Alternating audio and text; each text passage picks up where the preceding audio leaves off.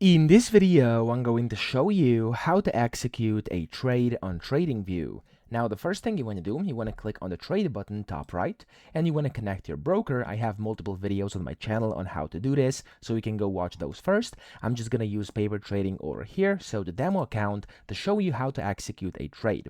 Once you're connected with your broker, or of course with your demo account, it's up to you. You want to go to the trade button top right, and from here you can execute a trade. You want to select if you want to be buying or selling up top. Then you want to select the type of order. So you have three of them: market, limit, or stop. I'm going to go with market right now. Then you want to select how much you want to either buy or sell. So I'm just going to go with units over here, and I'm going to leave it like it is.